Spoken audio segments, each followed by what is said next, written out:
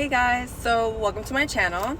I have a little bit of a break here at work. I have a client who didn't show up, who canceled. So I wanted to go ahead and get into some oracle cards for you guys for this message. But before I get started on the oracles, because the oracles are just going to be kind of a clarification of the message overall of what I have for you guys today, is that Spirit has a funny way of engaging with me, of communicating, and just the way that it delays messages for you guys in my collective. I just think it's so funny. And it's funny because at the moment, as I'm going through this thing, I'm just thinking to myself, like, what a shit show, what a crazy day, like, why is this happening? And then Spirit will clarify, of course, of what's going on, and that it was obviously a message for you guys. So before we get started on the oracle, I just wanted to share with you guys what happened to me the other day. So I am a massage therapist, so I had a busy book day, and my very, very first client, I had this client who came in, and she was a sweet older woman who came in saying that she had pains and stuff. You know, I did the whole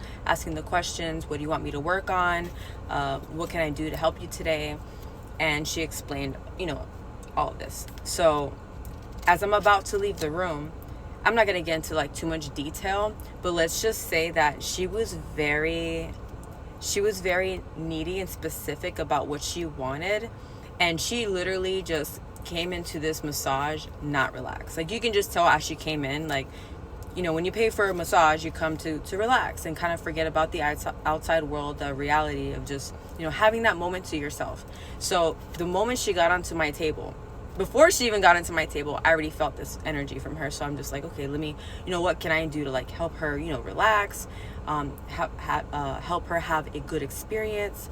So I'm starting the massage, and I'd be lying if I said that I wasn't getting fucking annoyed, because I really was. And I try not to, because I try, you know, to look at the bigger picture. The shaman in me is like, okay, everyone's going through their things, you know, if they give me attitude, if they're acting some sort of way, it's just a projection, like it's just their own stuff that they're going through. And I know not to take these things personal. So, you know, from the moment I started the massage, it was like every little thing she was complaining about, me touching her, ow, like, and I would barely lightly touch her. She actually asked me for a robe before she got into the massage table, which I thought was weird, because I was like, okay, well, maybe it makes her feel comfortable, but if I'm massaging you, it's gonna come off anyway. But I said, you know what, whatever, that's what she's asking for, that's what she wants, this is what she's paying for, so I'm gonna get her the robe. So I gave her the robe. So she's wearing the robe as I'm massaging her, as she's underneath the sheets. So she was complaining like, oh, but you're not getting, you know, you're not getting here, and da-da-da. And I said, yeah, but you know, you kind of have the robe. So I was basically like, hun, but you have a robe on, like, do you mind if I kind of lowered it maybe a little bit? And she's like, yeah, that's fine. But she was trying to lift it from like down here to up here. Like I said, I don't want to get all details, but she was complaining about every little thing. Oh, here, do a little bit here, do a little bit there. And for me, that's a trigger, because it's like, let me do my fucking job. I'm trying to help you to fucking relax, but you don't want to relax. You want to sit here and tell me what to do. And I'm like saying this all in my head, obviously. I'm getting annoyed, I'm getting frustrated. I'm just like, let me help you. Let me help you relax. And I'm just like, man, why am I feeling so triggered by this woman? Why am I so like annoyed? It takes a lot for me to get annoyed with a client, because like I said before, like, I see things in a bigger perspective. Is just, you know, people are going through their own things, and I know not to take it personal, but there was something about this woman that was really irking me, and I'm just like, I'm trying to help you and you won't let me. And that's where the message came in. So in the middle of the massage, I'm almost done, right? So Spirit, I started getting a download, and Spirit is like, these are my people, this is my collective, like your collective, like, I'm trying to help them, but they won't let me. I was like, oh, Spirit, I love it when you do shit like this. I was like, what? And I would remember in that very second, I was just like, okay, like, I gotta be a little bit more. But Spirit was showing me, you know, the way that I was feeling in that moment, that's how Spirit feels. That's how God feels. That's how the universe be feeling. Sometimes we just don't want to let go. Sometimes we think we know more than God. Sometimes we think we know more than our therapist. When we're here to help, we're here to heal you, we're here to make you feel, we know what we have to do. If you're coming in here with a certain pain and you're telling me, oh, it hurts up here, sometimes it's not really coming from here. It could be coming from the lower back. But, you know, people don't know better. they didn't go to school, right? But of course, that's like a metaphor for what I'm trying to say. The message I'm trying to relay is that, sometimes we think we know better than God, when God's literally trying to, you have these wants and these things that you want for your life or for yourself. And God's like, all right, I want to take you there, but let me do the work. Let me help you get there. But we're so quick, my collective, there's a message here. And the message is just let go. That's as simple as it can get, is just let go. You're not meant to take control, because that's what the universe is here for. You're here to put the trust in God, to allow God to work in your life and allow it to do whatever it is that needs to be done to get you to the destination that you're trying to go. So yeah, so that's what happened. So I just thought that was really interesting. I thought it was really funny. The whole time I'm just thinking, like, why am I so mad? And Spirit's like, yo, that's how I feel. I'm trying to help them, but they won't let me. They think they know more than me. So let's get into the oracles and see what other messages Spirit would like to share. This one popped out. It was so funny. And then I felt guilty afterwards. Like, why am I so annoyed with her? We have gratitude, guys. But yeah, I was getting super worked up. I was like, God dang, like this woman, like I'm trying to help her relax. And she, and I'm guilty of that too. So it's not just you guys. That message was for all of us. We have gratitude. This image portrays a winged diva poised behind a pink rose. A golden crown hovers above her head. In the language of flowers, pink roses are symbolic of joy and gratitude, a virtue that belongs in the realm of sacred emotion and sovereign status. Sorry, I'm going to lower this AC because I don't know if you guys have my phone here in front of the AC. It has been clinically proven that a thankful life is generally a happy life. And it's easy to forget we often receive a great deal more than we give. The gratitude card invites you to unearth the bounty of your daily life by remembering the many reasons to be grateful. It may be a favorable time to express thanks to a deserving soul who has helped you in some way, or simply as a signal to count your blessings. The continued practice of this alchemical virtue can animate forgiveness, heal the past, and bring about a daily sense of wonderment and peace. From a cosmic perspective, to be unconditionally grateful for the adventure of life, with all its ups and downs, and regardless of outcomes, is to merge with the kingdom of God. I love that. We're gonna pull another one, but it's funny, while I was reading that, I got this image of Michael Scott in my head. So if you guys haven't watched The Office, you need to. You're missing out. I don't know why you haven't watched this show. That's one of my top. I love this show. This show has gotten me through so much depression, and it's just so funny. It's not for everyone, but it's hilarious to me. But there's, for those who haven't watched it, Michael Scott is the boss of a paper company, Dunder Mifflin, and his character basically displays like he just wants to be loved so bad by everyone. And it's like, it's almost repulsive because, when someone acts, when they're in need so much, it almost like makes you like, get away from me, you're too needy. So that's what he does to everyone in the office. But there's this character, his name is Dwight. This one wanted to come up.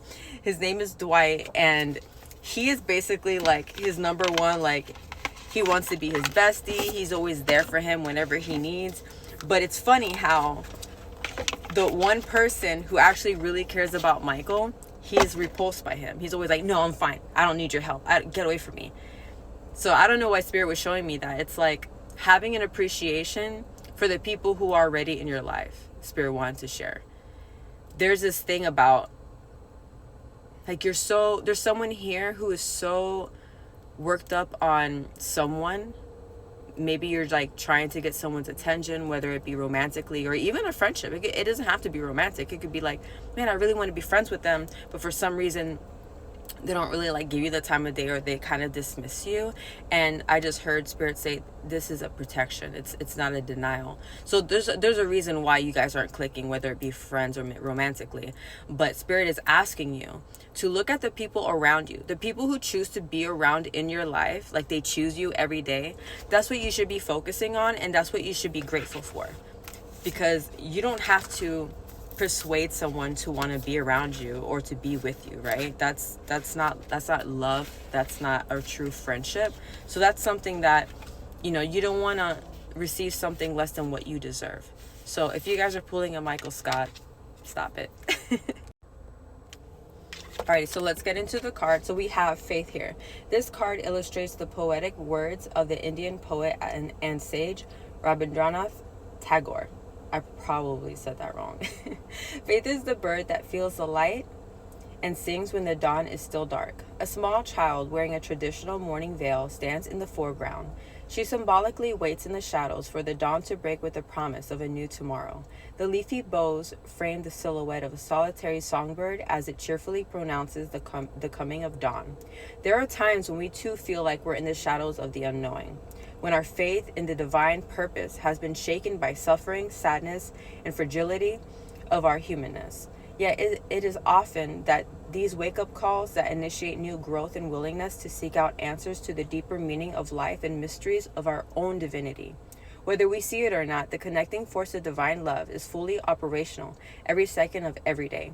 Faith is the enduring ballast that connects us to the unseen and gifts our hearts with the eyes to see when our minds cannot. Many predicaments cause us to question our faith, leading to feelings of injustice and victimization when life does not always reward our best endeavors. The presence of this card beckons you to remember the bigger picture of exercising faith in the face of adversity. Reflect on times you have previously lacked faith and found precious gifts hidden within the obstacles. You may also notice how your faith was rewarded, even though you cannot see it at the time. Hindsight can help unearth valuable lessons and show how the higher power is revealed to us because of life's changes, not in spite of them. And now, while I was reading that part, I forgot to mention, so the other day, animals love to come. I always have random animals who like to pop up at my front door, like animals that you would never expect to just kind of show up at your front door or around you, to relay messages. So the other day, I'm not gonna lie, listen guys, whenever I'm going through something, when I do these readings for you guys, we're all connected. When I say my collective, that's including myself too. So if you guys have found this video, if you have found me just like randomly or whatever, I believe it's for a reason, and it's spirit, using me to communicate with you guys in whatever way that you guys need. So there was a day that I woke up kind of like in a funky mood, and I remember thinking to myself, I'm like going to work, and I thought to myself, I feel like I do the same thing every day. Where is my reward? Where is my break? Where is my chance to have the life that I really want? I am doing the work. I'm doing the things that I have to do. And some of you guys are feeling the same way. And I'm like, when is my chance coming? And I believe that card had to do a lot with like the faith that it's going to come. And as I stopped, I was at like a stop sign. I had this, the stop sign was right here to my right. And I saw this woodpecker. I've never seen, I didn't even know Florida had woodpeckers.